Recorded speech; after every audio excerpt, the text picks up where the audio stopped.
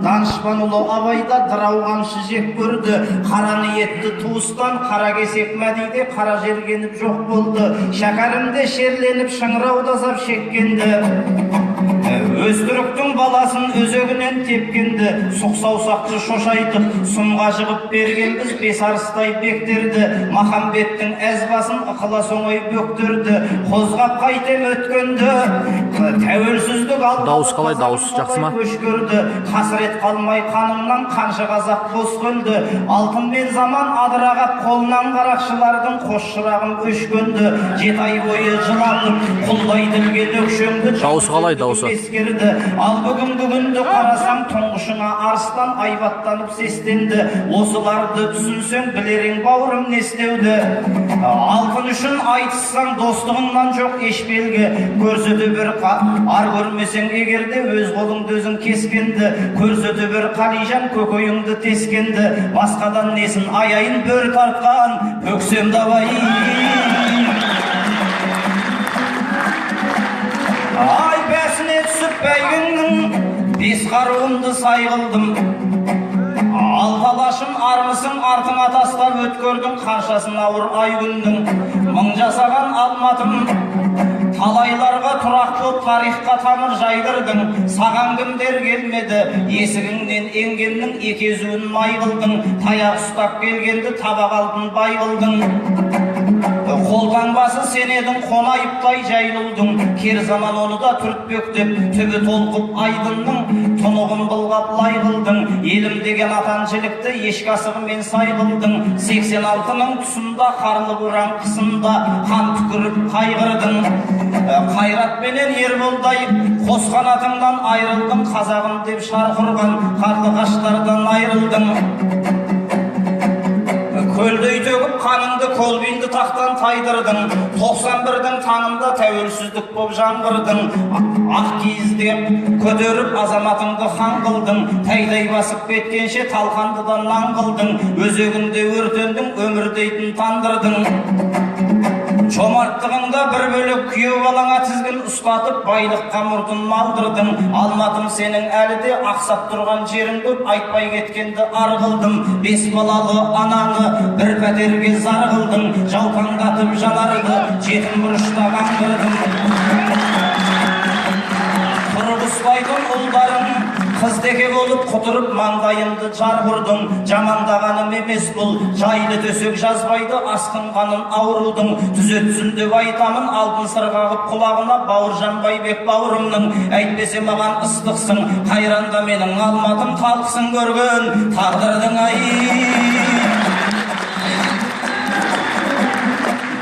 Ал енді қолдап бір Аллам бәледен сақта мың алуан. Сорт бақтап сыр тартып сөз шығарайын құданнан. Қаратаулық Қалижан Алатауға көшіп келіпсің. Қаңбақтай қуып бұжалған ер азығы ежелден жолда жүріп құралған. Сен көшіп келді дегенде көтеріліп көңілім қуанған. Өйткені мынау Алматы талайды төрге шығарған. Шәмшіде ятаң жүрген жер Мұқағалимен мұңдасып көңілі сейіліп көңілі тұманнан. Ағаттығың бар бірақта аулақпын сені сынаудан. Салдатты сабау қамшылы жалғыз көшіп келіпсің. Бұлғылығыңды құбалман атадан жалғыз ұл едің. Асқаршыңда көктеген аумайтын әппақ шынардан. Баладан рахат көрсем деп булығып іште ұларман. Сен кеткенде Қалижан қамыққан шығар қарт әкең. Сақал шашы қуарған айдай жарыңда Шымкентте айналдыңда сыланған. Жарың дертпей келген соң жең жағаңды кір алған. Бала шағаңда сол жақта бөлтіріктерінен алыстап кетпеуші еді ғой шынардан. Бал өседі сылаудан, қар өседі қылаудан. Бермедің неге бұған мән, бұлай етсең бауырым. Құным артық болмайды қақтан жерген құланнан. Ал сөйлеші құрдасым арылтып мені күмәннан. Қарымдан болса қамдағын қандай қауқар шығады қамшы тиген жыланнан ай.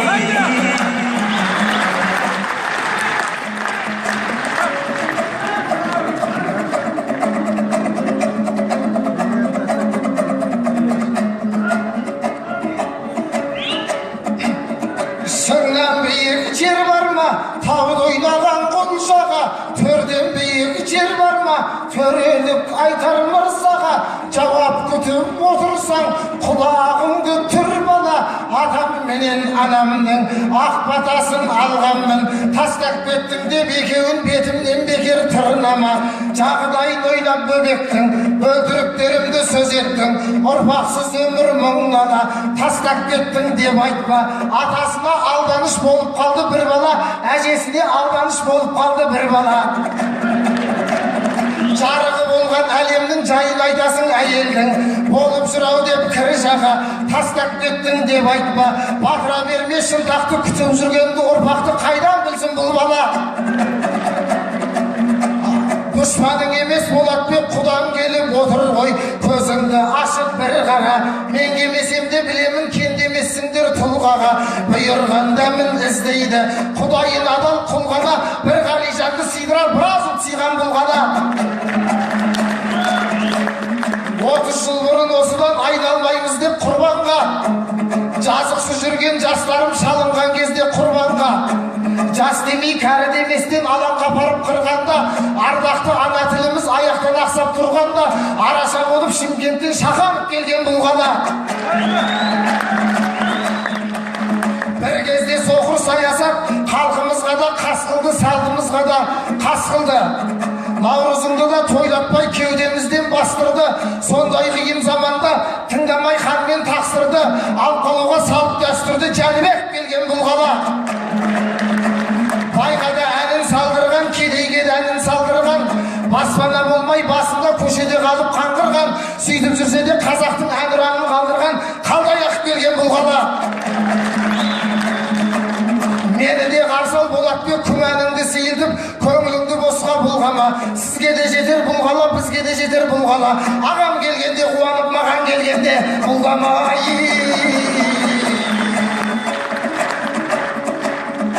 Ай, қарсыласым бүгінгі қан тәңірдің ұлы екен. Алматы деген әлемде мегаполистің бірі екен.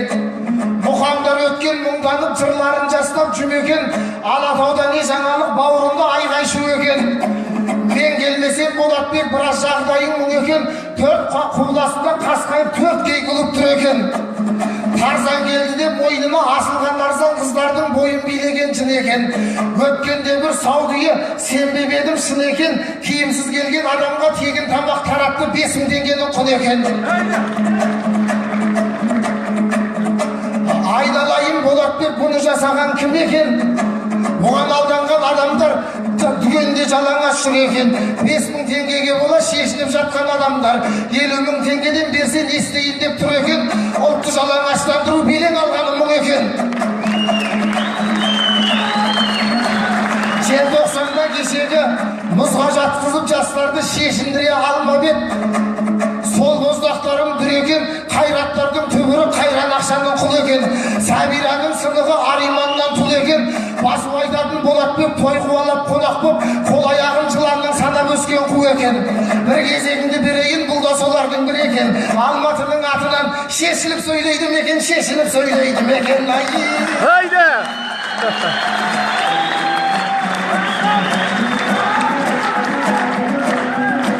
Қалижан қандай ақынсың, солдаған зыр қағып, құлдилап бара жатырсың, құлақ көзің суланып, сөз ұқпайтын адамдай, мінезің сенің ұрдажып, айналайын бауырым, Алматыға көшіп келме деп айтқан жоқ едім бұлданып, қуандым деп мен қайта қос өзендей бір қағып, жүреміз деп нұрланып.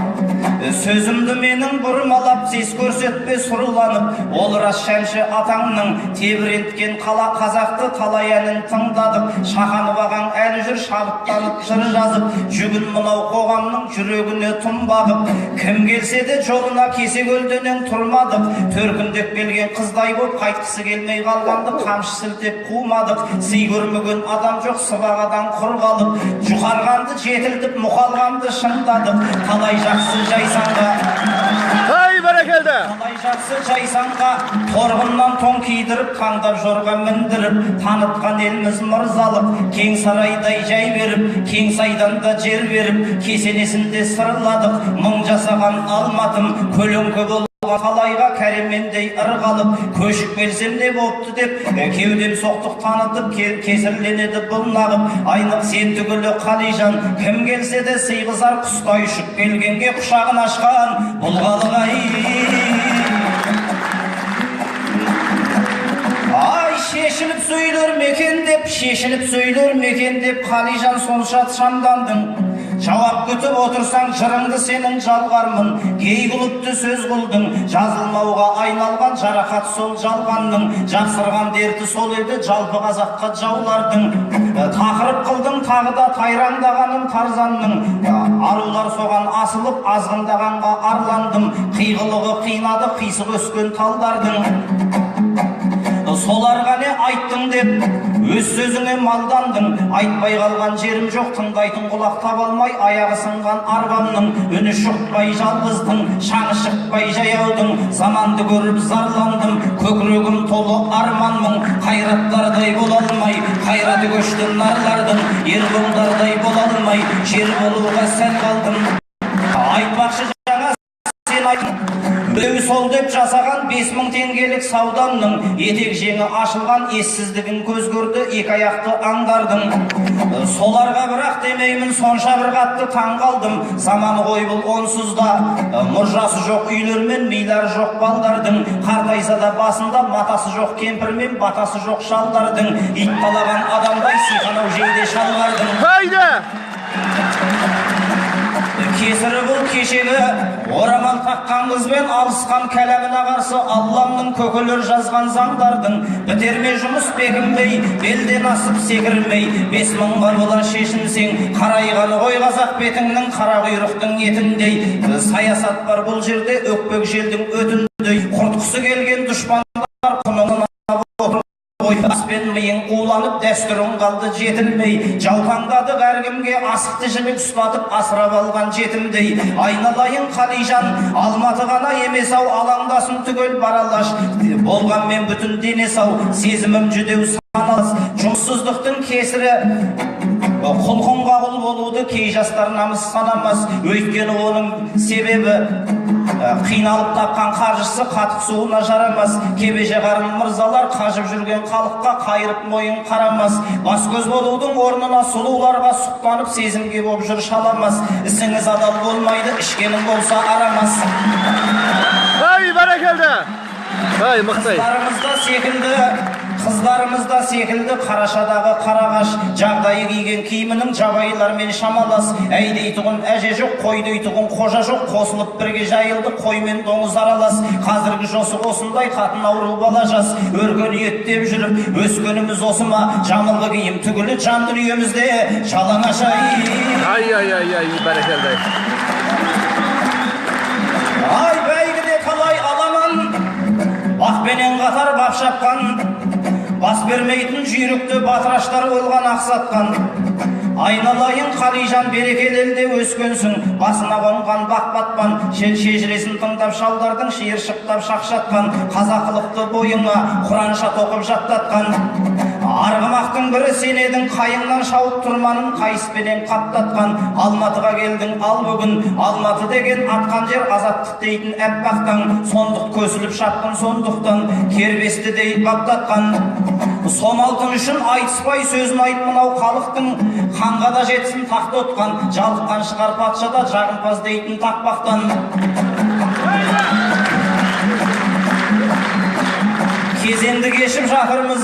кезеңді кешіп жатырмыз бұзақыны ақтатқан буазға түсіп тастатқан арам қылып адалды арамзаны мақтатқан сөз өтем десең жағдай көп сегіз көзіңді қақсатқан өктеген өлім өгізге ақынға өлім емес пе ақиқаттан бас тартқан айтпаймын десең өзің біл балдырда туған бақаға бақыт жоғасқан батпақтан мәймен көлік бетпегін майтабан түйе секілді табанын қорғап тастақтан ақылға салып түсінсең алаштың артық мұңзары алтын жалатқан аспаптан Hay barakalda!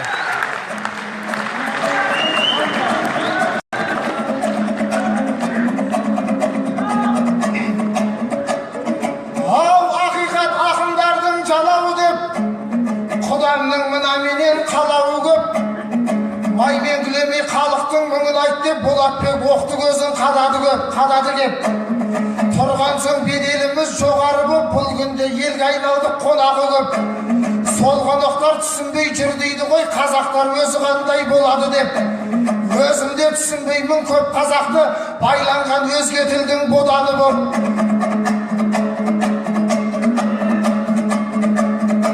Қазақтың қуанышы ұлғайса да, қазақ тілдің қайғысы барады деп.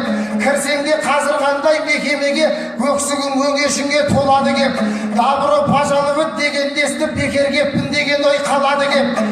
Мекеме бұлай тұрсын кей мектепте, қазақ тіл мұғалімнің сағаты жоқ болған соң сабағы жоқ. Радионың күйі де күйдірді ғой, қазақтың күйіменен төләні жоқ. Қазақстан арнасынан басқа арналар басқа тілдің сойылын соғады кеп. Орыс тілін білмесең жұмыста жоқ, жұмыс берушілердің талабы көп. Балық деген басынан шірейді деп, қазақ айтқан мақалдың жаманы жоқ. Өзге тілде шенеулік шүлдірлеп жүр,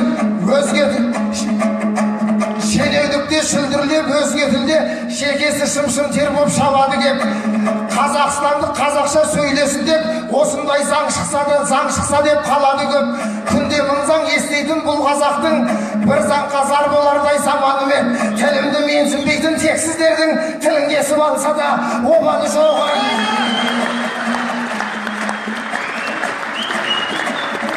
Қайранда менің қазағым, Қаратауындай қадырлы, әулиедей сабырлы, көк миядай тамырлы, жауға бермей жаныңды, кірлетпей ұстап арыңды, күйремей келе жатырсың, жан сөндірмей құдай шамыңды. Айтыс деп келген ағайын, жақсы көремін бәріңді, қошеметіңмен ақ батаң келтірген менің бабымды. Алтынға Болатбек, сөйлетпейм тілмен жағымды, халқым үшін бірақта аямаймын барымды. Ағайын енді аман бол, іштей тілеп отырған, сынбасын деп сағымды, сөнбесін деп бағымды. Осы елге ие деп білем, сіздердей туыс бауырды, ала сартпайтын ешқашан асқарлы ала тауымды.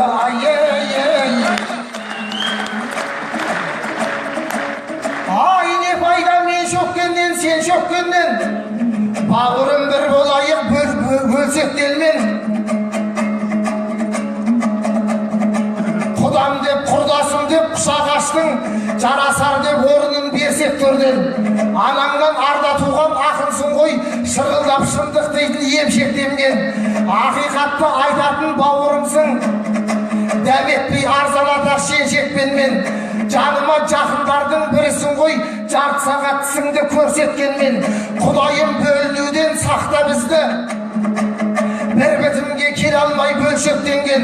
Ал Болатбек аман бол көріскенше, пейіліңнен айналдың көрсеткенген. Өлшеусіз сыйластықта өтейікші, мына 5 күн жалғанда өлшеп берген ай.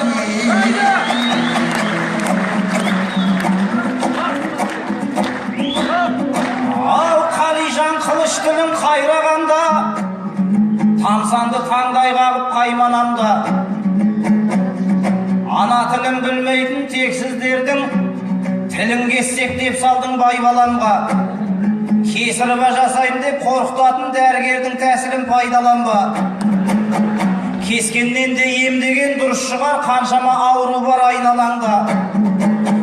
Өзі де аз қазақтың мылқау болып мәселені болмайдау майдалауға. Жастардың жанын жырмен емдеу керек, тілің сонда сайрайды сайрағанда. Талшыбықты тәртіппен өсір алсақ түзеутерек болады жайнағанда. Әйтпесе құрайғайдан сөнбейді, біреудің жайын біреу ойлаған ба. Тамырынан қураған бәйтеректің бұтағын қырқығаннан пайда бар ма? Ай, бәрекелді. Жарлылықтың кесірі жалғызтон түссе жамауға, жалғыздықтың кесірі жау қолы тұрса жағаңда. Жұмыр жерде сынақ көп, жұмыр басты адамға, талайын соның біз көрдік, шер толтырып кеудеге, жас толтырып жанарға.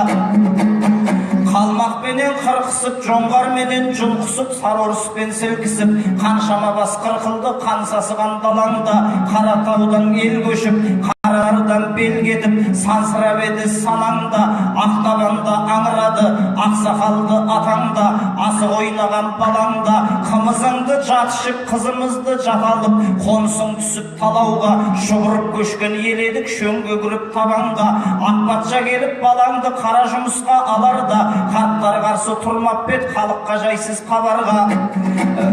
Тап қылғанда тәңірім ашаршылық дейтін тажалға, саршұнақтың етінде сарғазыдай жегенбіз алдырмас үшін ажалға.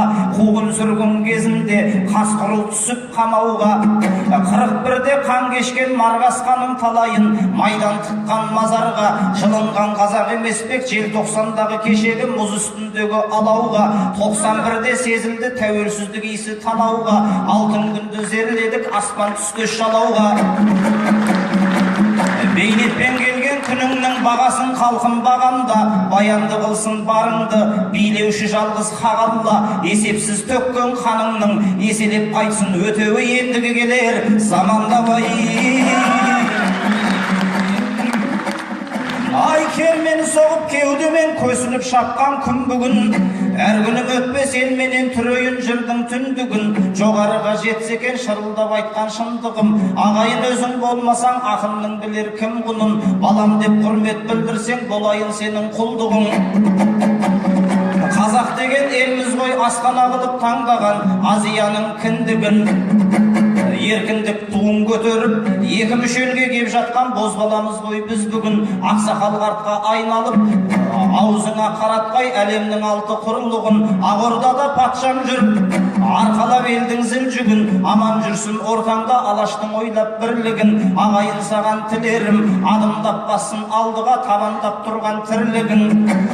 Кемел болсын келешек, кірпігіңді шықтантып, көңіліңе салмай кірбіңін. Ал енді Қалижан сенде аман боп, алды бол қатар құрбының. Орда болып отауың, он шақты болсын ұл-қызың, жарқырай берсін жұлдызың. Мұқалмасын тіліңіз, жүзінде өткірсін күнің. Тату болып тарқайып, осы жерден тартайық тіліміздің тізгінін шылбырынай.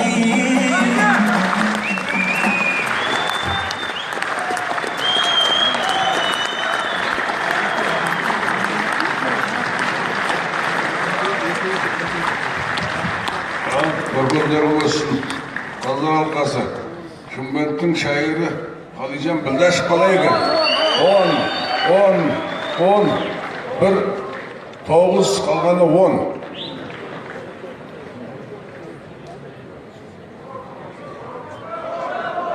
Ораздың оғлы ананысы қалай екен? Алапбек Оразбаев, бірыңғай 10.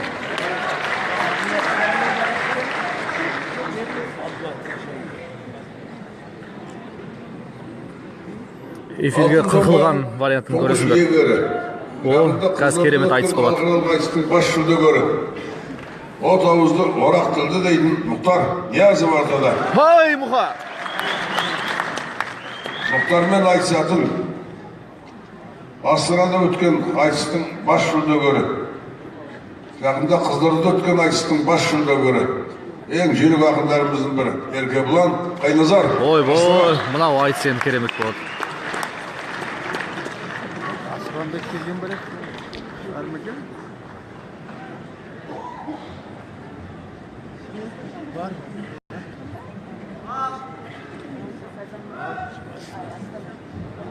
Өшіріп қойайын ба деп қорықтайын ба.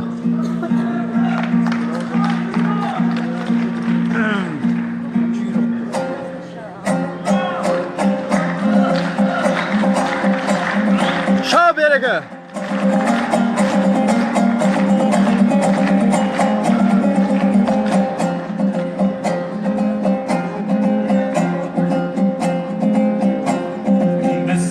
Тілім барда тәңір берген, додаға түскенімде дамыл көрмен. Ассалаумағалейкум, өр алмадым азаттықтың жолында барын берген.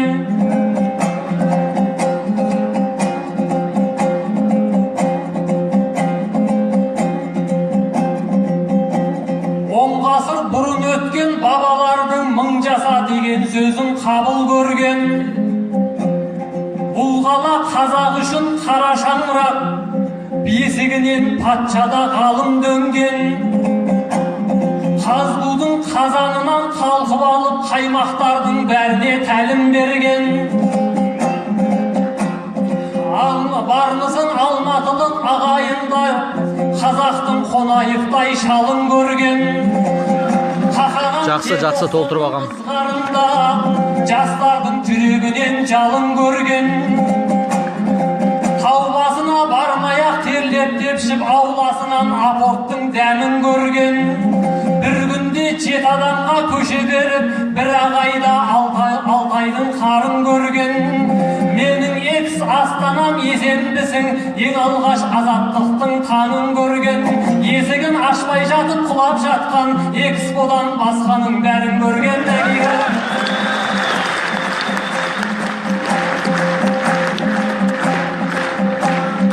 Домбырам болмаса да қолақпандай, жігіттің біреу едім мен ақтаңдай. Ағайын ұлы тойым құтты болсын, 25 жыл азаттық таң атқандай. Бар қазақ басқа тойды тойламасаң тойлама, мұны тойла деп отқандай. Әйтпесе ең бірінші азаттыққа желтоқсан оқиғасы жол ашқандай. Оның да 30 жылы құтты болсын, айтайын тілегімді боратқандай. Ар жағы ұлт азаттық көтеріліс, 100 жылдығы жұмулы баратқандай. Өзім-ақ банкет жасап берер едім, қалтамда қаражат жоқ қомақтондай. Мұқағали атамыз екеумізді тәңірім жарытпай-ақ жаратқандай. Haydi. Аталмаған тойыңа алып кеп тұрмын, жасалмаған сыйымды таратқандай. Телміріп бір ай күткен пенсиясын 4 тойға бөліп берген жомарт жалдай әкеге. Haydi.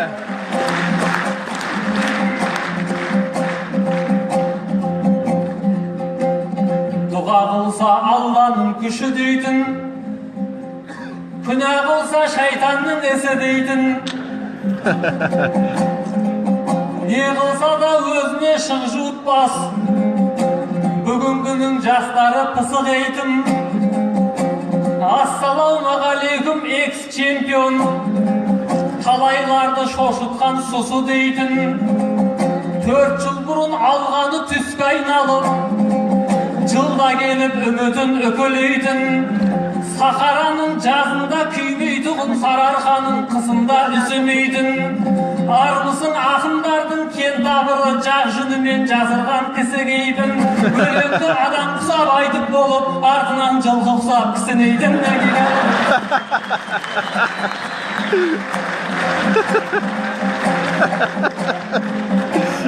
Ay өлтіреді оларды. Шығарып 6 сағат жал бесіңді, қозғайын бер жағыңмен ар шетіңді.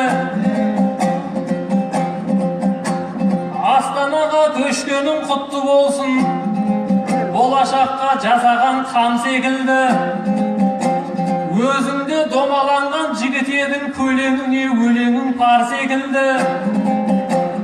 Елорданың төсіне жайғасыпсың, экспоға орнатқан шар секілді.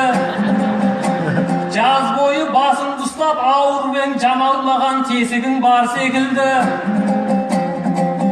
Шыны жүйкен шытынап кетер мекен, жайлап басып көрейін әр шетіңді. Көтере алмай қап жүрме қалжыңымды, қабырғаңды қиратқан қар секілді. Пенсионный фондтың бәрін саған берген қайран менің қазағым нар секілді.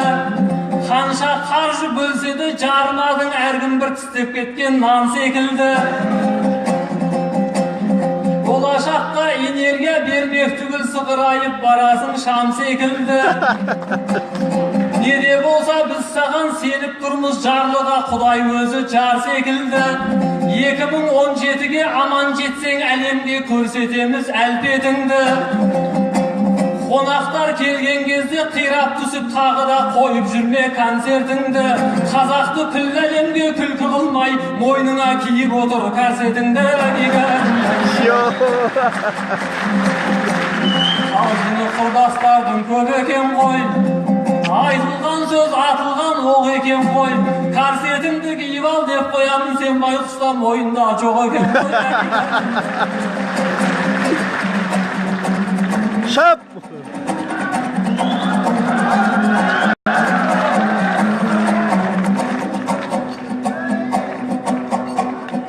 Ау, ерекше сөз айтқанда елге тылсын. Ерке бұлан жайнадау келбетің шын. Бауырым ау, таяқ жеп қалып жүрме, өзіңде таяқ тастам жерде тұрсың.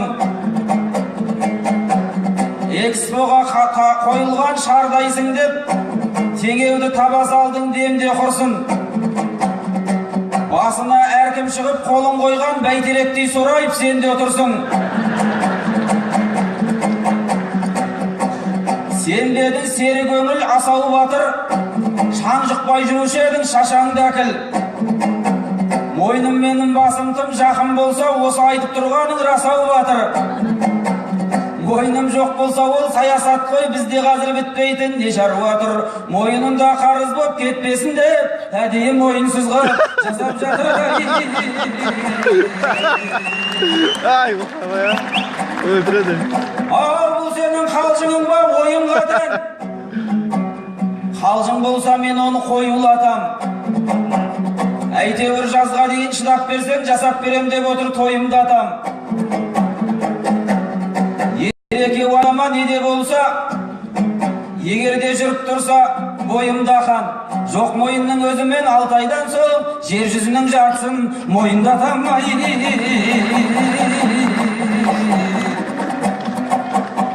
Ау, келгесін Алматыдай төрге дара, өлеңім ұмтылады өрге ғана. Себебі бұл қазақтың бар байлығы емес қой, долменен теңге ғана.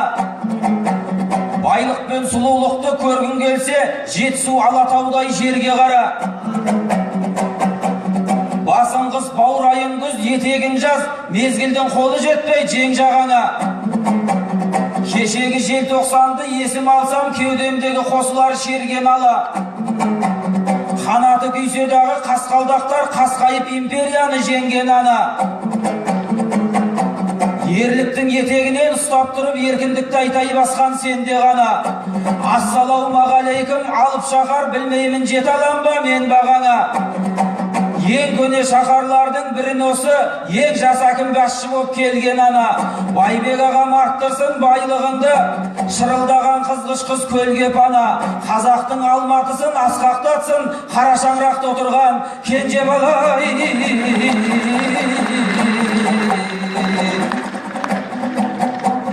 Ау, бірдеңе қатырар деп енді екеуі ерекше елегізіп тұр елде тегі. Ендеше ағайындар екі балаң егілтіп ағылтады, селдетеді. Маңдайын әжім басқан маңдаланың белгілі көкірегі шерлетені. Азаттыққа жеткенше апалардың қайғырып көз жасына толды етегі. Аштық пен қастық көрген аталарым үмітпенен кетіп ет көрге тегі. Қаншама шахиттер мен қыршындар бар, бейнелерін бейті белгетеді. Солардың айтар сөзін айтар болсам, салмақ сезінейін мен де тегі. Ал ендеше келгесін Алматыға, ағылайын Алматыдай жерде тегі. Арманда кеткендердің сөзін айтып, армансыз бір көсілсем нем кетеді.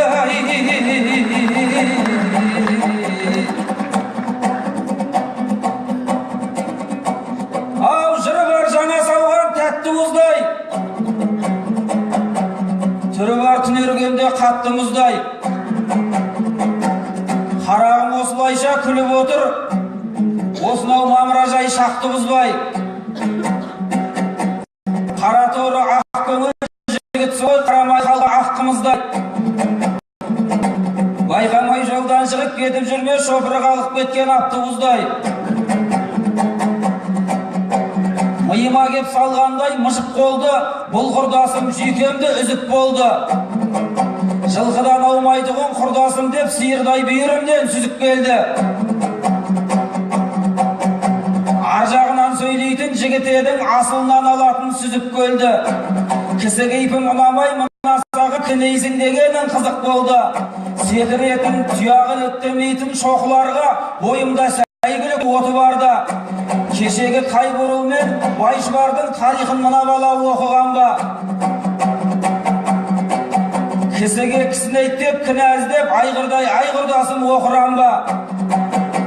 Қазақ деген халық қой жылқы жанды, кісінеймін жылқыдан өтіп онда. Ереке айналайын өзің айтшы, осы жолды орта жолда бұрылсам опынамда. Еркек құсап қатырып өлең айтып, есек құсап ақырып отырам ба?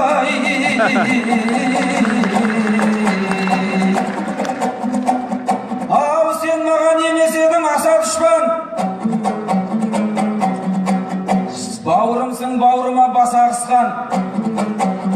Соқтығып отырсын ғой, соғым жемей өзіңді алып шыққан ау Кашарстан. Найза қылып көтеріп отырған мен, байқаймын найзаның да шашағы ұшқан. Өткеннің өнегесі осы емес пе, жас балдар үлгі алса жасамыстан. Ақырып орыннан түргелер Түркістанда, нағыз ер бекарыс Қасарыстан. Өзіңде арыстанмын деп жүрсің ғой, байқаймын мынауыңыз нашар ұстам. Ал кәнекей бауырым сөз берейін, айналдында тұлғасының жасағышпан. Түрімен тышқағылақ қорықпайтын, аз оңғырт жеп қойған Ашарстан.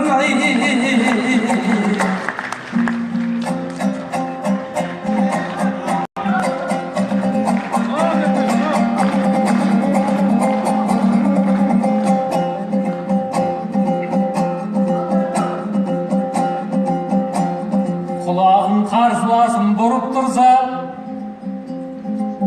берейін жауабымды білік тұлша. Ашыққан арыстан деп мазақ қылып қайтейін, қасыма кеп күліп тұрса.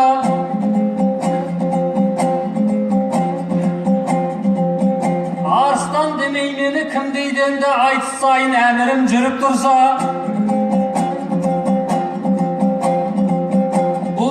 Бекзадалық болмысым ғой, шапанымды сүйегім іліп тұрса. Жемтігін жалмап жемей талғап жейтін бойымда тектілігім тұнып тұрса. Анау-мынау аңдарды жемеуші едім, қарным қанша жерден ұлып тұрса. Аңыратып мынаны қалай жейсің, аузынан тышқағылақ шығып тұрса. Бас сұқпайтын жер жоқ қой, тісімнің құрттағанын біліп тұрса. Бірақ шайнап тастайын жемесем де, өзі кеп аузыма кіріп тұрса. Саудаға түскен кезде пұлды ұстайсың, тәубаңа түскен кезде дінді ұстайсың. Еңкейсе аузынан ақыл аққан, біздерге пәтуа айтқан білгішпайсың. Тоқпақтасаң алдын боп кететіндей, қуағашты құлаштап ұрғыштайсың. Бекарыс екеумізді арыстан деп сөзіңді әр жаққа бір бұрғыштайсың. Азуына қанша рет жем болсаң да дірілдейтін жеріңді бір қыспайсың. Айдалада отырып айбат қылып жақындап кеп жалымнан бір құшпайсың. Ар жағында не барын Құдай білсін, сен әлі ашылмаған қылмыстайсың. Бірақ та сенің жайың түсінікті, намысыңды қорғаған қызғыштайсың. Ең бірінші алтыннан домбыра алған ақындардың ішінде тұңғышпайсың. Екі талай басына күн туғанда, арыстанды ұстамай кімді ұстайсың.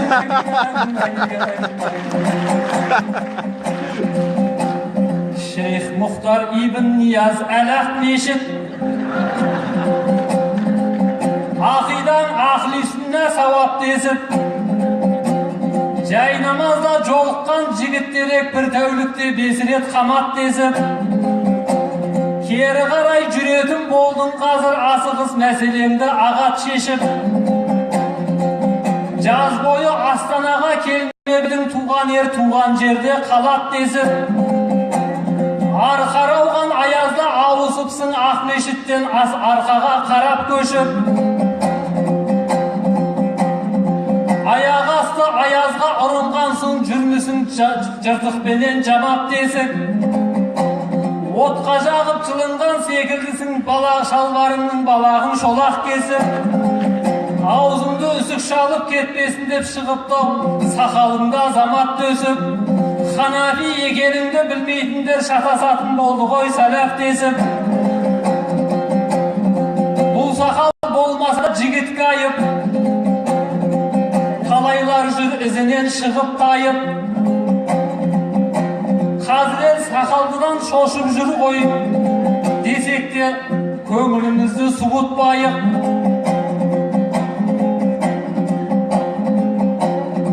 Қарсыластың келбетін көрген сайын кеудемде бара жатыр күдік байып. Кеше ғана қаланы қанға сатқан қылмыскердің суретін сұрыптайық. Әй бала, бер қарашы, қатты ұқсайсың, коллективін емес пе күлік байып. Мынаны бұл айтысқа қалай қосқан тізімді қарап жүрет қырық байып. Атыстың маңайында жүргендерді айтыстың маңайына жуытпайық. Шыққаннан соң жақсылап тексерейік, кетпесін бір тәксіге мініп тайып. Мұхамеджан аға бал берер кезде дәстүрлі дінімізді ұлықтайық. Қазақия елінің ұстанымы Ханафи екендігін ұмытпайық.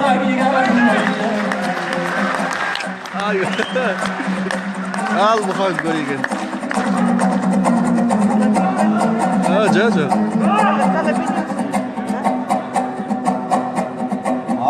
Ерке бұлан сөз айтсаң алты қатар, ішінде мен болсам бар күнәһар. Ақылымнан айналдым, ақ құрдасым Ақабаның суындай сарқыратар. Досыңның сырын ашпа ешкімге деп, қазақтың айтпаушы ме еді халқым ақал. Қасіретті күлкі қып не қыласың, әзіл деген оқ емес әркім атар. Орынсыз сөз, орынсыз жамаусыңды, жыртығыңды жасырмай жарқыратар.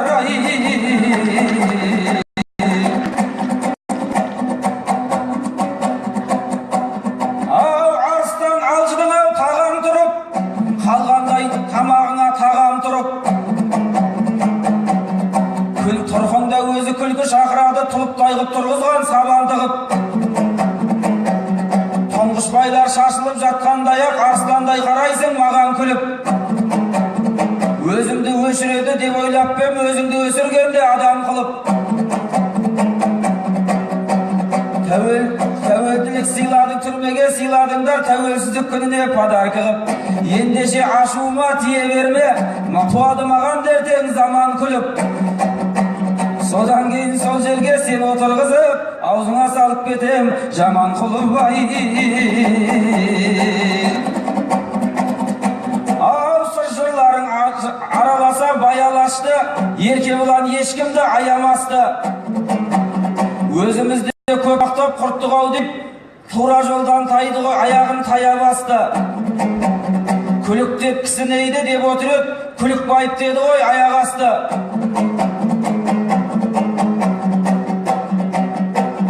Фәнидегі айтқан сөз бақиғасын, өткеннің қозғай берме уақиғасын. Көңіліңнен тікелей эфир жасап, көзіңнің көрсеттің ау ақимасын. Біреудің өміріне кірер болсаң, больницаның киіп кіріп бақиласын. Аяғың жеткен жерді жаулайтындай қарағым қайдан шыққан атиласын. Сегіз көзің тұрған жерге көзің жетпей біреудің тексересің ақидасын. Бәрімізде Ханафи мазхабымыз, оғжыландай басыңыз қақимасын. Біреудің тексергенше ақидасын, басыңның қаратып ал сақинасын.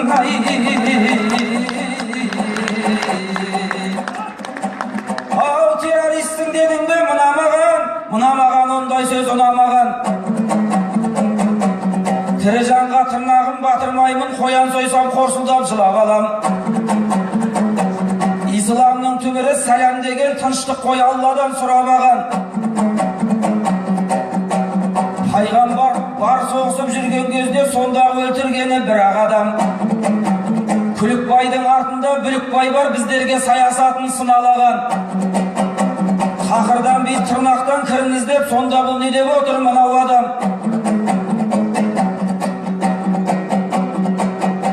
Бас көз жоқ, бас қол, бас салдың ғой бала кезде, басыңмен құлап бедің мұнарадан.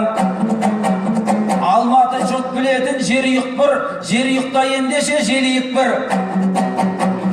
Сол радикал жандардың кесірінен не болғанын ал халқым көрейік бір. Басал десе шашалған көкелерін канауға таяқ бойлап делейіп тұр. Барлық жерде жабылды намазхана, көрінгенге көздерін мөлейіп тұр. Есесіне шылыммен темекіге бөлме бар, соған енді келейік бір. Қай жерге бас тұсанда қазақ қызы шылым тартып сирағы серейіп тұр. Азғындыққа арнайы бөлмен ашып, тазалыққа танытқан негейіп бұл.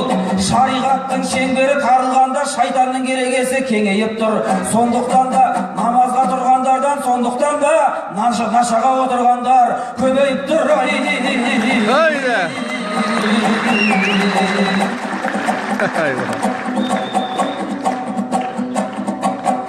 Ау, әрі қарай суытпай қысқан қолды, сабырға шақырайын ұстам дерді. Дініңде емес ереке білімді айтшы, соны айтып тілға жалып қысқан болды. Жағалай реформа ғой таусылмайтын, осылар осыған неге құштар болды. Білім министрлігіне біздің балдар эксперимент жасайтын тышқан болды. Балдарды болашағым дейші еділер, болашақ еліктен дұшпан болды. Әлде де эксперимент етер мәлі, етер болсан барлығы бекер бәрі. Азғалықты отыр ғой, алдап сулап осылай оқтат деп шетелдәні. Әріпті әліппімен танымасаң, ғылымның сезілемес шекер дәмі. Сауат ашу дегенде пайда болды, сауат ашпағандарда жетер мәлі. Әліппен нулевойдан бастаймыз деп айтылған уәжінің бекер бәрі. Меніңше сол ағайын әліппі емес, нөлден бастау керек ау реформаны. Көп алдында айтпасам да көлемді ақыл, өзіңе айтайыншы өлең батыл. Олимпиададан алтын алып келгендерді бір-ақ күнде қыламыз ерен батыр. Ал білім олимпиадасынан келгендерді күтіп алып ағайын кім елеп жатыр. Олардың қызықтырып, таныстырып, қолтығынан қай адам демеп жатыр.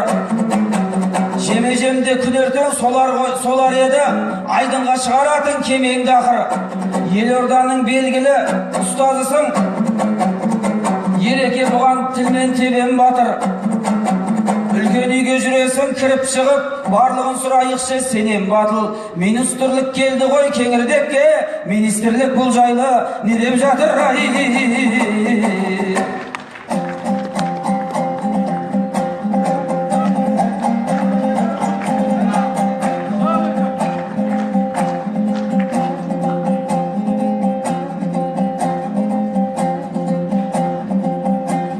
Аузыңа саламын деп жаман қылып, бәрібір бұйырмайды саған кілт. Өзіңді адам қылған мен едім деп, қарайсың иығыңнан маған күліп. Адам қылған сен емес Құдай мені, япырай бұл не деген қараңғылық. Жаратқанға өзіңді серік қылып, жамағатқа танытпа жаман қылып. Бұл мұхтар үйдеп отыр, бүйдеп отыр, тілімен біздерді де түйреп отыр. Министрлік дейсің бе не деп жатыр, олар қазір бас мүжіп межеп жатыр, межеп отыр. Кіріп шығып жүргенде естіп қалдым, олар да үйдеп отыр, бүйдеп отыр. 25 жыл болды ғой, жетеден де ана тілді кішкене тый деп отыр. Елорданың төрінде отырып ап Европаның пұшпағын илеп отыр. Тышқандай тәжірибе жасау үшін балалардың өмірін қидеп отыр. Әліппені түбімен алып тастап, сауат ашу сабағын сүйдеп отыр. Бұдан менің жалғыз-ақ түсінгенім, арыстардың арманы күйреп отыр. Ахметтің әліппе дейтін ұлы, ақыреттің кебінін киген отыр. Haydi.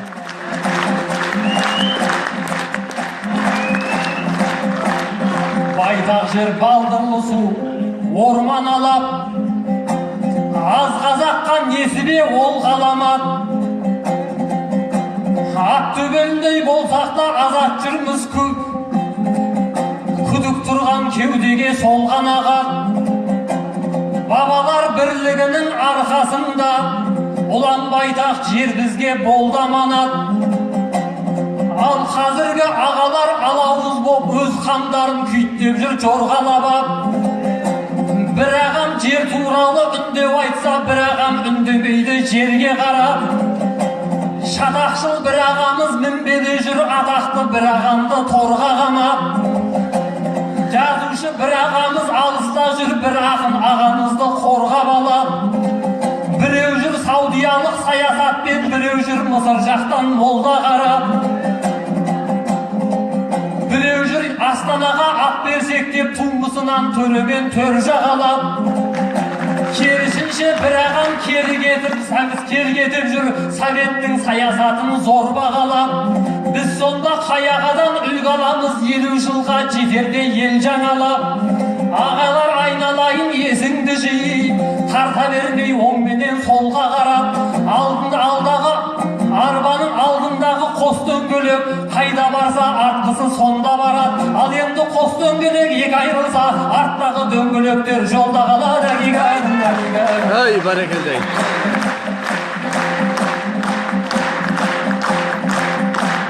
Өлеңді мен айтпаймын ермек үшін, ауызбен темір терсек термек үшін. Абайдай сөз бастасам құлақ салар қазағым, зережедей зерделісің. Төбе шашын тік тұрып кетер кейде, төрелердің көргенде төрдегісін. Бір түстік ас ішетін адамдар бар, ауылдағы бір айлық теңгең үшін. Айлығы бай шайлығына жетпейтіндер кредиттің киіп жүр кеңгебісін. Қарызы бастан асқан қайран қазақ, сен осы егеменді елдемісің? Мемлекетің миллиардтап қарыз болса, өзіңнің қайдан жетсін өрге күшің? Бірақ та байлық деген қолдың кіріп, арымыз таза болса сол жемісім. Есесіне бізге де қарыз ел көп, ақыретте сұраса тергебісін. Ең әуелі іресей қарыз бізге, омбымен орынбордай жерлер үшін. Haydi. 300-ге бөліп тастап бір қазақты, 300 жыл қызығымды көрген үшін. Аштық пен репрессияны қолдан жасап, қазақтың тең жартысын көмген үшін. Ay barakallay. Онан соң Германия қарыз бізге, тыныш жатқан жерінде төнген үшін. Момын елді Мәскеу үшін шайқастырып, миллиондаған қазағым өлген үшін. Түстіктегі көршімде қарыз бізге, төлебей бабам жүрген төрлер үшін. Алтайдың ар жағы да қарыз бізге, Қажығұмар Оспандай ерлер үшін. Haydi. Ay barakallay. Олар десең КСРО құрамында не көмек көрсетпедік елдер үшін. Сондағы 15 елде қарыз бізге, желтоқсанда жан қиған еңбек үшін. Азапты империяны күлкі алған жоқ, бәріне азаптық ап берген үшін. Haydi. Ay barakallay.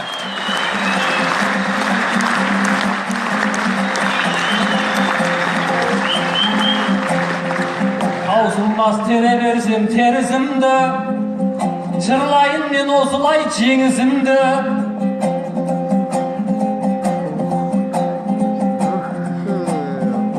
Азаттықтың ең үлкен жеңісі бұл.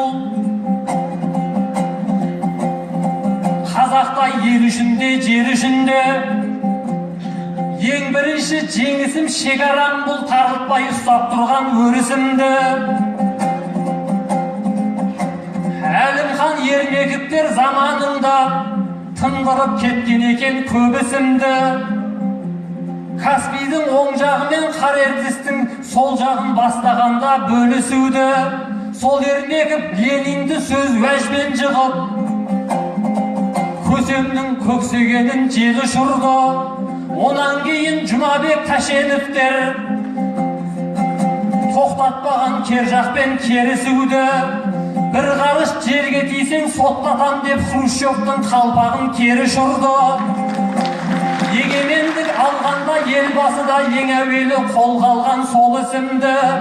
Шекарамды бекітіп алайық деп көршілерге құрметпен қол ұсынды. Осының арқасында қазақ елі қарылтпай келе жатыр өрісімді. Ғаламшардың картасы құжат болса жасасқан халықаралық келісімді. Қазақстан ортада көгеріп тұр, екі бірдей құрлықтың төрісімді. Тұқымымның меншігі осы жері деп түркінің басып кеткен мөрісімді. Әйді!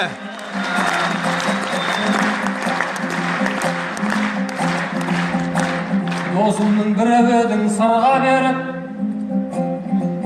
сондықтан әр жағдайдан жырлап едік. Артық ауыз сөзімді кешірерсің, құрдас боп бір заманда туған едік.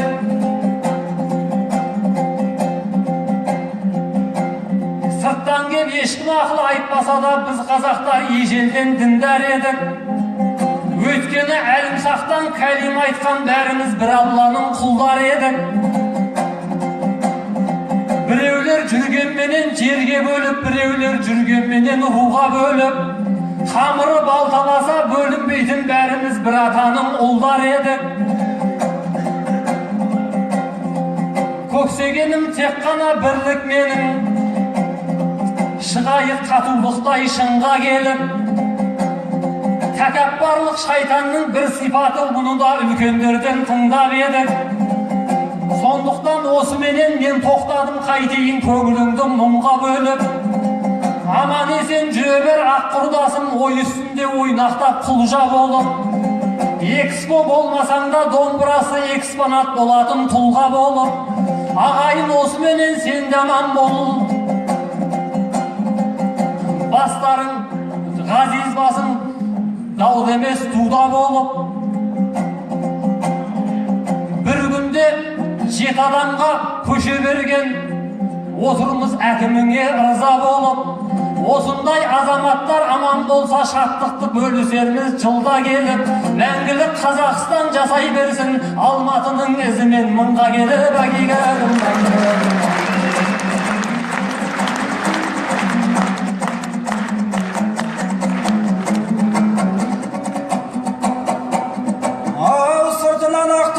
Қазақ атты, айырып жабысынан қазан атты. 7 көше бердің деп осы жерде сөзді айттың ау ереке тазан ақты.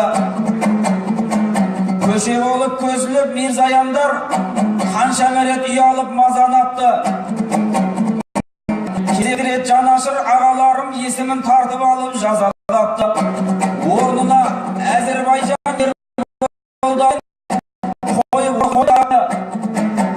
ашық күнде ақ найза шошаңдатпай осылай жасау керек қазақ аты.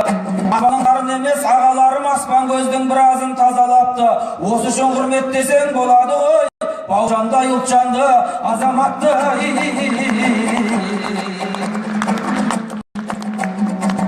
Звондап қалды, біреу звондап қалды. Қадым дұшпан болсаң тарихта, ең бірінші тегімізді танихта. Елбасымыз ерекшелеп айтқандай, біз ұялар ештеңе жоқ тарихта. Қазақ деген қабырғалы тектенбіз, талай қайғы, талай азап шеккенбіз. Білесің бе ағайын бұл жолға қандай қиын белестермен жеткенбіз. Әйді!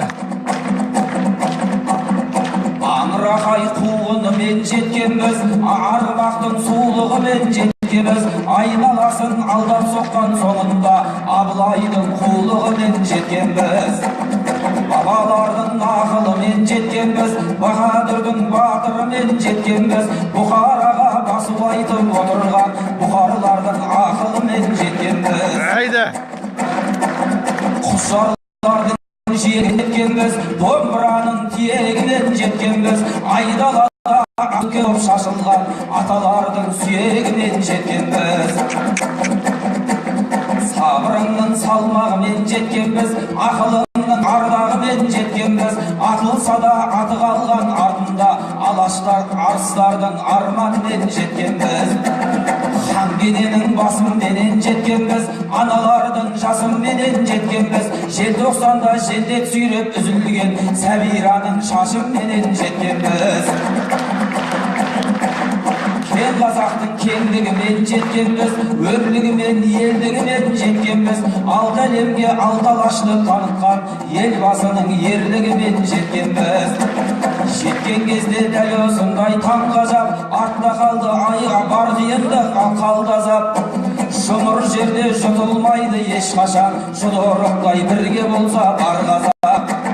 Шүкір тәубе бұл күніме қанағат, бетін әрі қылсын соғыс аламат. Кесілген бас төккен жастың өтеуі, тәуелсіздік бәрімізге аманат. Кесілген бас төккен жастың өтеуі, тәуелсіздік бәрімізге аманат.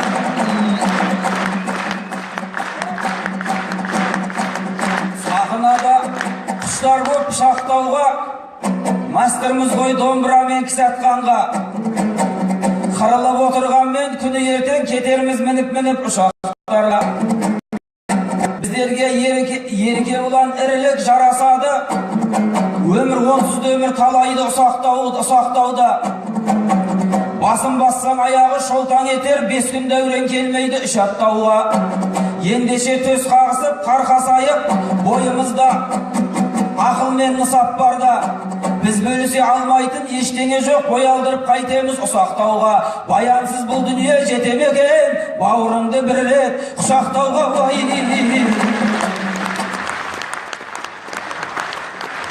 Жақсы, орталарым olsun. Бұл сөз барындасын бастаған Еркебұлан Қайназаров, Астана. 10 білмей. Мұхтар Ниязов бағалар істер.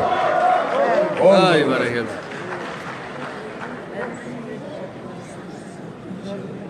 Ал, құрметті достар, осымен тоқтатайын аудионы. Қолым шаршап кетті. 2-ші жүлделер жеңіп алған сыр бойының талантты ақыны Ержан Әміров сахнада. Жақсы, аман болыңыздар. Ержанмен айтысатын алтын домбыраның былтырғы жылғы иегері Аспанбек Шұғатаев. Әлде көресіздер ма? Жақында Қазанда өткен бас айтыста бас бәйгені жеңіп алды Аспанбек.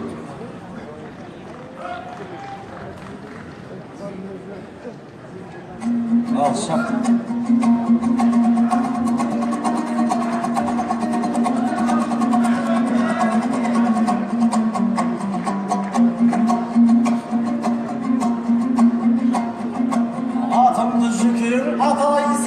Қос білегімді түріппін, ат ойнатып, ат ойсап, бәйгеге бүгін кіріктім.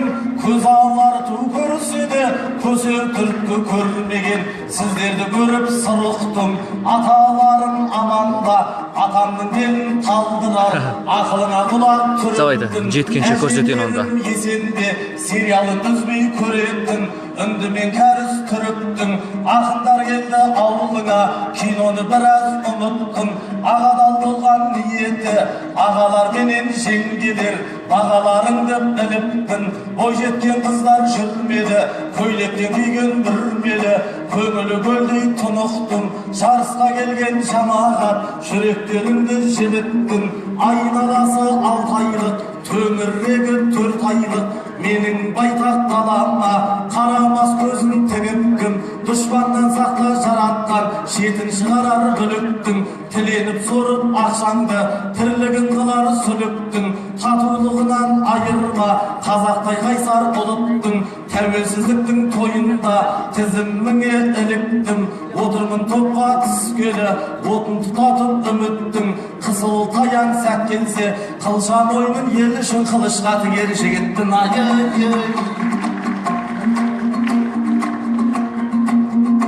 Ассалаумағалейкум, Аспанбек дейтін арыстан.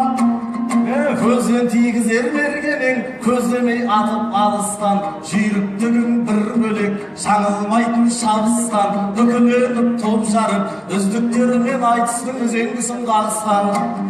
Табайлар менен қырғызып, табайда жерге барысқан, былтырғы өткен айтыста, алтын домбыраны алымен қалған алтын деп қаныштан. Алтынның буы ұрғанба аршын жұтқан адамдай, кекірие бастапсың басыңнан қалай бағышқан. Сығыр айтып өзіңді жыраумын деп өзіңді төзімімді тауысқан. Адамдай болып кей кезде ақылынан ауысқан, қарсы келген ақынның жасы үлкен деп сыйламай жағасына жабысқан. Ашулансаң көрінет батылың батпан болғанмен, ақылың қысқа қарыстан. Шидей жұқа жігітең, қарыныңыз қабырғаңыз қайысып, қарныңыз қабысқан. Қанша мықты болсаң да қаймығатын мен емес, қабылан қорықпас қамыстан. Ердің ері болғанмен екі аяқты бір басты, елең дейтін несі бар, жөн болар енді жарысқан. Асау өзен секілді арқырап келген ағамды жаңылдырайын шабыстан. Шаман жетсе Аспанбек асырып өт айлаңды, Қызылордалық барыстан. Аспан дегенге аспандай бермей жерге түс, ойыңда болсын сәл ұстам. Сен қылыш болсаң мен қалған, сен асау болсаң мен арқан, сен ағаш болсаң мен балтаң. Тәубеге келіп таныссан, барыңды сал Аспанбек, қабылып өткен жарылып кетпе намысқандай. Жанына келіп жайғастым, алтыны бар адамның, алтын түгіл ағаштан домбырасы жоқ балаңның. Сырелі болып сөйлесем алталаш сенің анаңмын, қаламайтын мен едім жыртылғанын жағаңмын. Сыр сүлейінің сарықтен термелеп әнге салармын, сыйласқанның құлымын, жауласқанның кідемін. Сөздерімді құйып алсаң лауына санаңның, ізет көрсетсе інім деп соңынан ерем ағамның. Менмендік қылсаң егерде мәселеңді мен бүгін майшам менен қарармын. 16 көріп бұзау түс тобыл қысап қойырдай, қақпақтайдан соғармын. Ашынып келген талайға аш бөрідей атылып аш қолтықтан қадалдым. Қарсыласты қасыма ілестірмей шабармын, бәйгатындай жараумын. Үзеңгі бауыл оңғарыс ізгілерден жол алдым. Тұнығымды лайламай тұғырыма қонармын, айналайын Аспанбек жағдайыңа алармын. Қар үстінде айдаушың тасқа келіп тірелді қос табаны шанаңның. Ақырында қозғасаң ақылдыға санармын, жыраулардай жыр төксең жауыныңа қанармын. Далада өскен асауың қораға келіп қамалдың, жатырқамай ініңді жақын тартып сыйлассаң, жарық болар қараңдың. Жағадан алып жат көрсең, орала қоймас торал күн, орала қоймас тоңар күн. Тысқатқан алғыр болсаң да тісіңді қағып алармындай. Ал шабысын көрейік Аспанбек.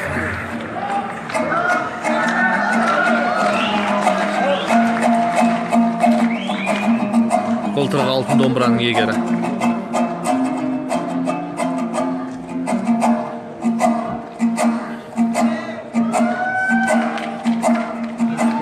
Аллажар бір қолы соқсан ұрандаймын. Көрпесем алатауды тұра алмаймын. Көзімді жұмсам дағы көрем сені, кешегі өлеңімдей тұманбай. Ертең финал. Алтынсыз бір жыл өмір сүріп кеттім, халқымсыз бір күн өмір сүре алмаймын. Ардай шіркін өтеді бір күн сағатта, миллион соңды ойын күлкің, қадада күләйлә шапалағын қайда?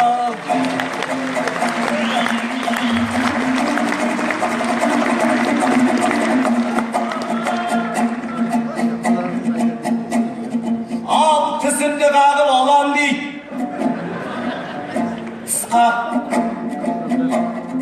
тістеніп шапқан жау жаман. Адамға нәубет Алладан, тісі түгіл бабамның басы қайда қалмаған. Азуым мықты болғасын, қазығым мықты болғасын, Азияны да жаулаған. Қалмаққа шапса бұл қазақ қасқырды айтсын қандаған. Азуымды ақситып аспан астын шарлаған. Сен түсімді қағам дегенде әбжыландай арбаған. Есіме түсіп кетті ғой ахаңдардың азуын, жаһандардың азуын, бейімбеттің азуын, махаңдардың азуын қағып алған зар заман. Кешегі 86-да алдыма сынбаған, бас алдыма жармаған. Ой, шап! Айналайын бауырым, тәуелсіздіктің тойында жаңылмағын тәубадан, тісімді қағбалардай қаятасының бұнын даулаған, әлім білмей әлек боп әпендідей аумаған. Сен түгілі дұрысы, орыстың ең кімідісі, тісімді қағып алса да, басымды шауып алса да, тілімді кесіп алмаған ай.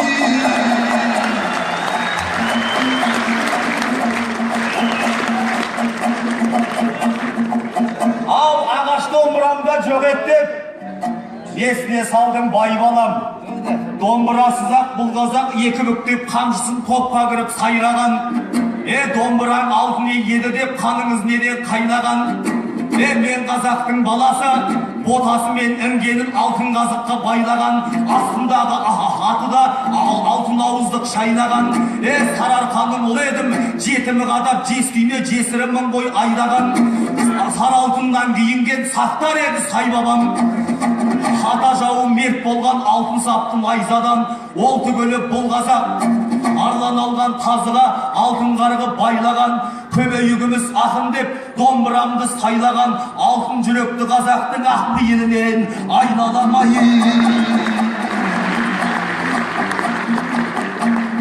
Ол қазанат десем шекелі, азамат десем жетелі. Қарыстан қысқа ақыл деп алысқа неге кетеді? Сені жеңетін бойымда сүйем қайратта жетеді. Арқан болсаң үзермін, қалқан болсаң бөлермін. Аспанбек келді қасыңа, аспандай беріп нетеді. Мені қылып арыстан, өзіңді қылдың барыстан. Осыдан ақ белгілі кімдердің кім екені. Арыстанмен алыспа, белің үзіліп кетеді ай.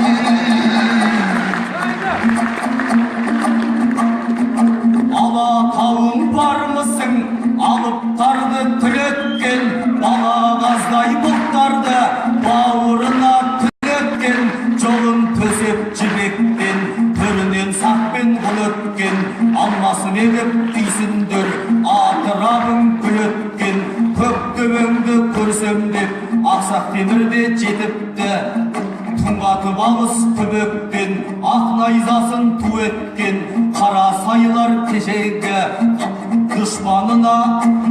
дұшпанымен алысып, найзасын көкке түреткен, жолбарысшынды Райымбек жүрегін жаудың су еткен, ата жауымен қырқысып, ат үстінде күн өткен, сүйінбай сүйкеп сөйлесе, аршылары қырғыздың итаршылап күн өткен, Ханзада шоқан тарихын баяндап кеткен ретпен, өтіпті Мұхтар ғабитім жол іздеп қара түнектен.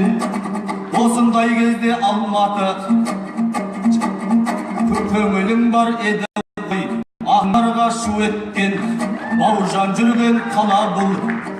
Берлинді алған білекпен, Қасымның жыры қастерлі, алысып қайтқан мұңоқпен, Алатау дейтін заңғарда ән тарады жалғанға, Мұқағали жүректен нұр құйсалар күйеткен, жұмекендер жүреткен, ләйлі сезімдер діреткен. Адамның болмас арманы Алматыда шыр еткен, армысың қазақ баласы көк аспанның астында маңдайынан күн өпкен. Мың жылға келген шаһарға, тәуелсіздікті атауға, арқадан келдім тілекпен, бабаларымның жолыммен, ин өткен жерден жіп өткен. 86-ға 30 жыл Мұраттылмен қызыңды трактормен күрөткен, 91-дің таң еді қуанышымды үдеткен, атқанып арлылың жалған қайтар жарлығын, алпыс атаңа жүгеткен, алға басып келетін керуенінің болсын күмбетіне тіреткен. Жасай бер қазақ баласы, 20 ғасырдан әрәссің, 25-ің бұш еткен айы. Ол қалайсың Ержан әміріп, қасыма келген қағынып, шығыршық атып отырсың, шықпай жатып тарылып. Сүйеліден жетіпсің 5 қаруыңды қағынып, терең тебіңгің теріс жамылып. Шықпай жатып отырсың, маңдайынан тер ағылып. Жүргеніңе көп болған жоқ, жүрсіннің жүйріктерінің қатарына алынып. Қуаныбек сен шыққанда құламасын деп шалынып, 90-ға көрген, 90-ға келген қарияның көрген ұлындай зарығып, қателеспе бауырым, жарысқанда сенімен өкпем кетпейді қабынып, сен түгіл талай жүйрікті жібергенмін жабығып. Топтан озып көрмеген тай күніңнен танылып, айналайын бауырым, бәйгенің алдын бермейтін, сәйгүліктердің ішінде сен не істеп жүрсің, сабылып ай.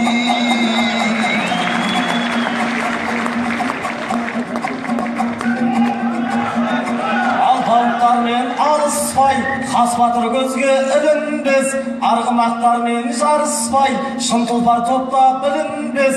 Бәйгеге кештеу кірсем де, танылмай көпке жүрсем де, табаным одан тілінбес. Бұғанам қатып бермекіп бастауға келдім бүгін көш, сүйегі асыл тек артық, қыпшақтан шыққан құлыннен шапқанда тұяқ мүдірмес.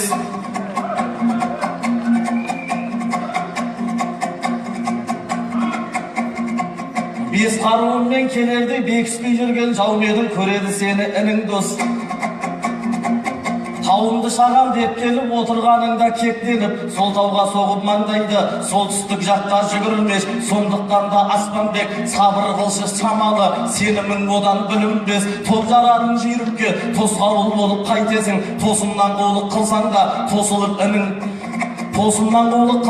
тосылып інің түңілмес. Сескеніп сенен тұрған жоқ, суырдың қазған ініне сәйгілік келіп, сүрінбес ай. 86-ның кезінде қайғысыз ішпей айранды, ақ құлақтарың төріңде, төредей салып тайранды. Ботаны бөліп биеден, құлынды бөліп түйеден, қарапайым ел күңіреніп, көкейіне қайғалды. Жауға шабар көберім, үй күшіктей ұралмай, үйінің маңын айналды. Татулықтан айырылып, қанатынан қайырылып, шеттендірердің көп қызың, шеткітісінде шайналды. Ер болып ер жүрек, ләззатым болып айбарлы, жауғарлы болат секілді, наркеске намыс тұлдарым, қылыштай жауға қайралды. Қаны қызулы қайратым, 21 жасымда, 21-ші ғасырға бақыт сыйлады байланды. 91-ім толғатып, тәуелсіздігім шіретіп, алтынға көңіл жайланды. Желтоқсанда ең алғаш ағарып атқан таң болып, елбасшымыз сайланды. Қуарған шынары көгеріп, қуытқыл алып қуатты, қайтадан құрдық сайранды. Еңсесі тік көп елімнің, оңы күн солы ай болды. Қара суым май болды, жер астымыз бай болды. Шекарамыз сызылып, жер астымыз бай болды. Тәуелсіздікке мың тағзым, жеткізгеніңе шүкір деп жаратқаныма жай болды абай. Тас тесетін қамшы бар, қылыштан өткір қамшы бар. Айтатын сөздің сиқырын ақынға алла жар шығар. Шапалағың мен қиқуың шабытымызды қамшылар. Қомағайланған қоғамның кемшілік тұсы бар шығар.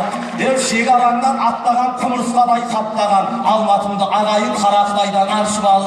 Аңдығандары желік көп, тілегендері білік көп.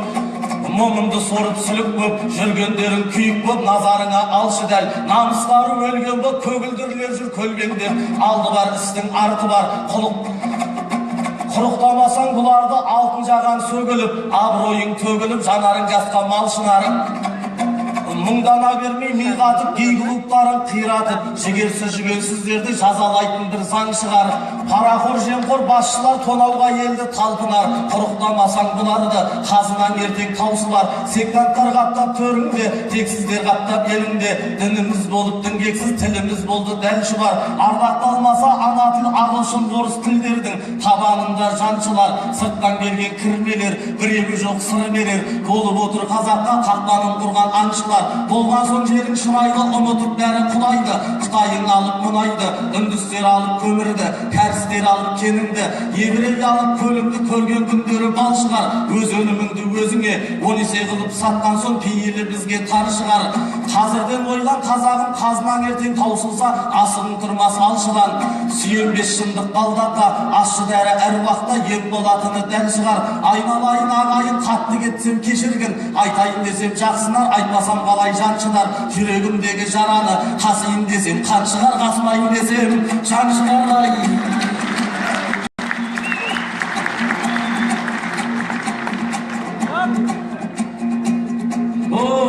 Бектер кетсе бел қалар, берекең кетсе нен қалар. Алқынып келген Аспанбек ақылы болса бер қарар. Асаудай болып туыласаң, баратын жерің ор болар. Кеудеңді керіп қайтесің, кеп тұрған жерің Павлодар. Былтырғы өткен айтыста алтын домбыраны алғанда атын берем деп хандарға сөз айтып едің таңғалар. Сонан кейін сенде жоқ, өзгеріп кеткен елде жоқ.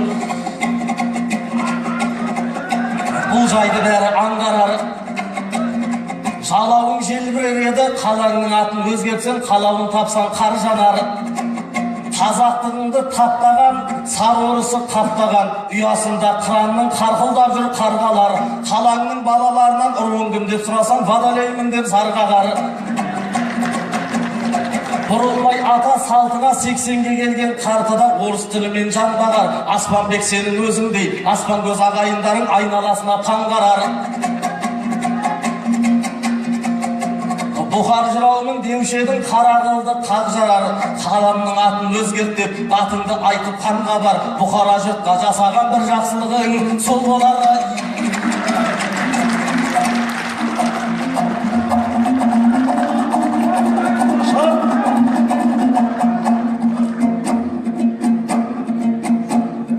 Ал қадалғаннан қадалған, бұл қайдан келген шабарман.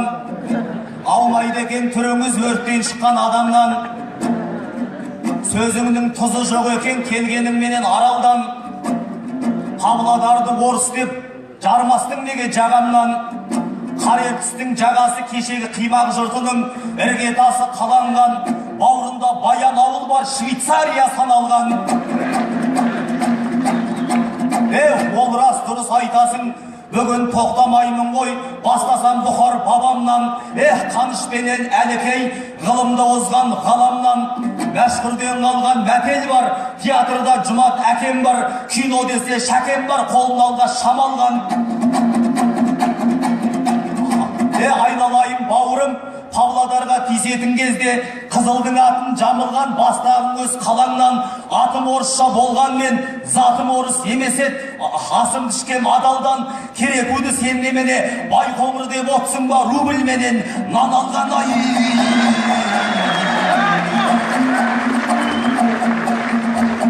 Ал суырдың қазған ініне, сүрінбейді деп сай күліп, аңсап отырсың май желіп. Маған күліп қояды көрмеген бала тай мініп. Суырдың іні қиын ғой, абайламасаң жай жүріп. Тұяғың кетсе сұғынып, бақайшың қайырылып, тобығын төртке бөлініп, сырғаңдаларсың қайдырып. Одан кейін бауырым жүрегің қалар шайлығып, көңілің қалар қаймығып, өзің 40 күн қайғырып, жеңемде желпінгеніңмен дегеніңе жетпейсің, айтсаң да ай жүріп. Тоқал ешкім үй сұрайым деп құлағынан қапты айырылып ай.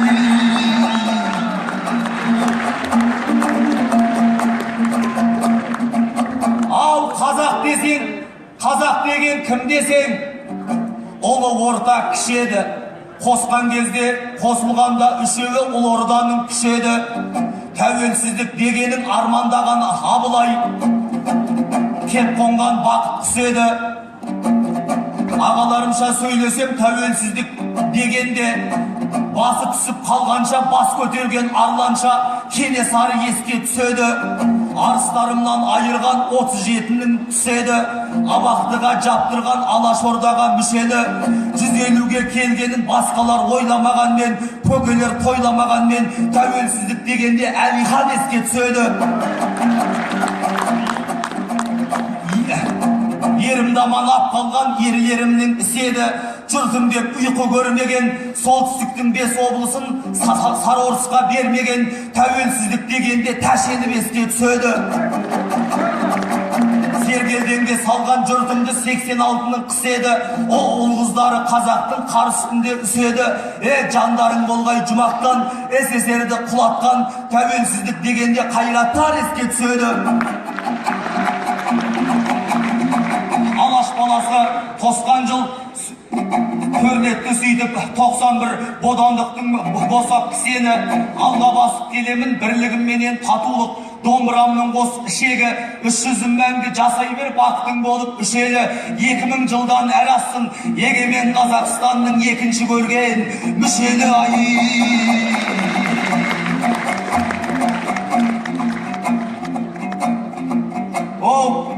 Платонның әсері пошымыңнан сезіліп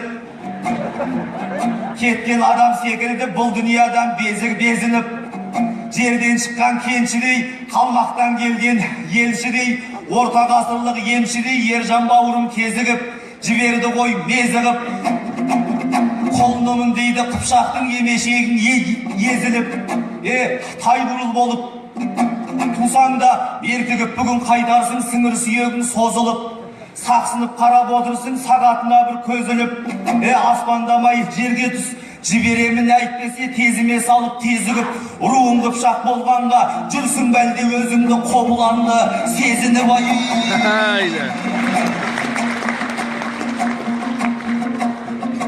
шіреніп сөйлей бастадың шайтан түртті ме шабыңнан асақтай берме аспаным айрылмайын десең бағыңнан қызыр қонған орданы қызылдарға орда деп қос өкпең неден қабынған сен мәшһүр жүсіптің жерлесі мен кете жүсіптің жалғасы шығарма мұны жадыңнан мың бір түрлі нақыл бар мың бір түнді аударған қалмаған әбді қадырдан фольклордан әуелбек шахмардан бар ғалымнан аралым айдын шалқарым теңізі тартылғанымен лебізі ыстық жалыннан Ақмешітімнің ажары Жанқожа туған қазалы жері жоқ жолдан жаңылған бір ай бұрын осыдан сағанда көлік мінгізді сындырмай әсте сағыңнан қаламның осы жайттарын сол кезде неге айтпадың жарылып тұрып ағыңнан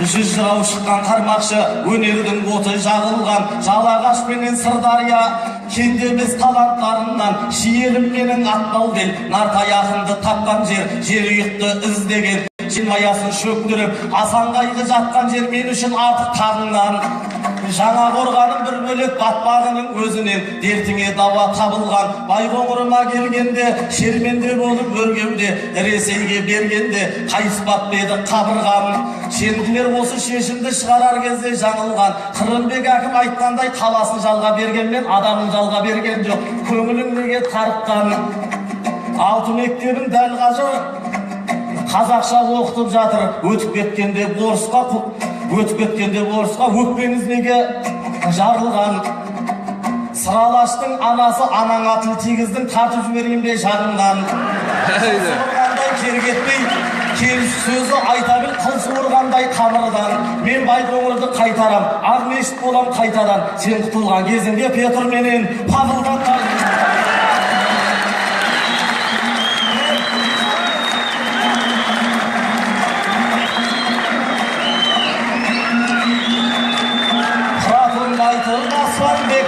Сепкеніңе жарама кесірінен осының кесапат келіп далама киіктер қырылмап еді алаңғып елді анада кесір емес пе осын зардап емес пе осының туылып жатыр осы күн аяқ қолы жоқ шарана орынсыз қалжыңдағанша ортақтас қайдың алама өмірден безген жандайды қалдырдың тағы табаға өмірден безбей қайтайын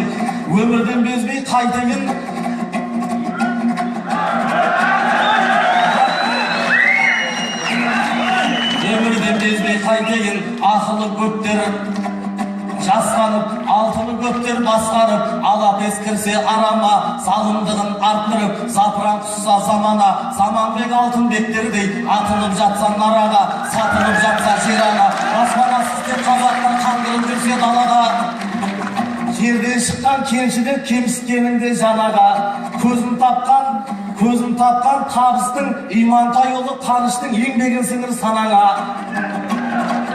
Орта ғасырдың емшісі қазіргі дәрігерлердей, біреуге пара береме, біреуден пара алама. Келгейсің енді тобаңа, ар жағын өзің шамала. Қобыланды бола алмайсың деп қол жүгірткенше жағама. Қараған дұрыс шамаңа, болмасаң да ұқсап бақ Абайдың сөзін бағала. Інілігім білінбес ізет көрсетпей ағама. Айналайын Аспанбек, отау құрып ал ертерек, отан жүріңді серілікке санама. Алтын маңдайлы жар сүйіп, арманыңа жеткісін шаңырағың толып балаға. Алтын домбыраны биылда бұйыртсын Алла тағала. Кеудемдегі шыбын жан алтын үшін емес, Аспанбек халқым үшін ғана садаға.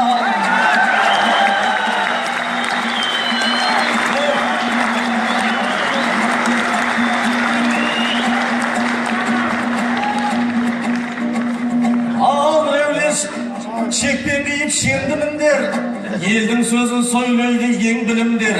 Кешегі ата-бабам аңсап өткен азаттықты тойлайтын келді күндер. Тәуелсіздік мейрамы құтты болсын, қадірін қалың елім тең біліңдер. Осыменен айтысты тоқтатайық, бізден кейін шығады ендігімдер. Жаратқаннан тілерім қолды жайып, егемен қазағымның елдігімдер. Жолбарыстай жігерлі жігіттерге қайратменен Ерболдың ерлігімдер. Қызғалдақтай құлпырған аруларға ләззатпен Сәбираның өрлігін бер. Бостандықтан айырмай басымдағы енді қайталанбасын шерлігін бер.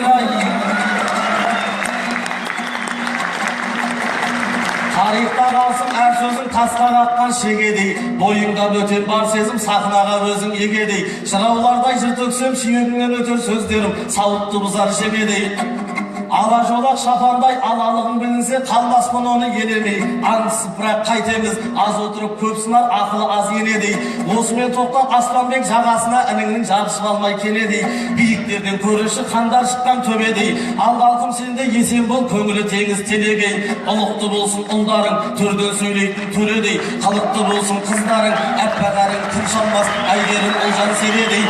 Әділғазы алғасы әділдігін танытсын, секілдедік кешегі Әйтеке Қазбек төлемей. Тойына тілек қосымен, тоқталайын осымен, көсем түсіп көп сөйлемей. Қазақстаным дамысын, сәт сайын артып табысың, тек алға бассын, әрісің ағысқа жүзген кемедей ай.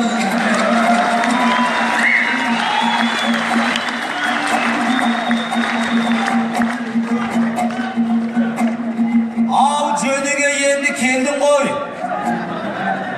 алып едің мазаны. Қателігін түсінген болмайды ғой жазалы. Ол рас дұрыс айтасың, бір ай бұрын астыма ат мінгізді қазалы. Өзіне ғана белгілі жаратушының маңдайға қай жерден нені жазары. Мен Байқоңырды айтқанда, еліңді жаман деген жоқ, намысыңды не қажады. Ақмешітті қазақтың Алланың түскен назары, татулықпенен бірліктің қайнап жатқан қазаны. Шиелі алтын төр болған, ауылыңа мөр болған жеті әулиенің мазары. Сүйегіңе сіңсекен сүлейлердің ғазәлі, елің сүйетін жырау бол, секілденіп тарихтың дүрөмар балқы базары. Павлодарда қазақ жер үзілмеген азаны, әр қаласы қазақтың алты алаш түгілі алты құрлықтың ажары қанша қонақ келсе де тар болмайтын Алматы, жылағында көз жасыңды аңғармайтын Алматы. Пәтер жалдап тұрса да ұлтым деп ұрандағанда жан қалмайтын Алматы. Әнші бейші жиылып, әрбір таңы думансыз жалғанбайтын Алматы. Аяқ асты қар жауса талғармайтын Алматы. Саяхаттан алтын ордаға метроменен барсақ деп армандайтын Алматы.